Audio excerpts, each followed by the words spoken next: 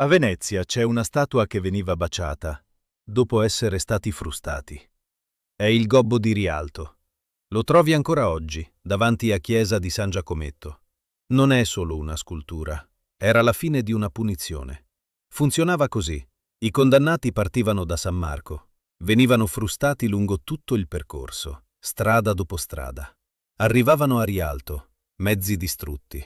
E lì, davanti a tutti, dovevano fare una cosa precisa: baciare il gobbo. Solo dopo la pena era finita. Ma c'è un dettaglio che stona.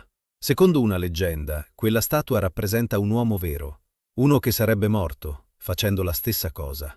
Sostenere un peso, fino a crollare. Coincidenza? O un modo per ricordare cosa succedeva davvero? La cosa non piacque a tutti. Nel 1545 la Repubblica interviene. Mette una croce con il leone di San Marco accanto. Messaggio chiaro: non si bacia più il gobbo. Si ringrazia la città. Eppure la statua è ancora lì. E per secoli è diventata qualcos'altro. Un posto dove la gente lasciava messaggi anonimi, accuse, insulti, come se qualcuno lì sotto ascoltasse ancora.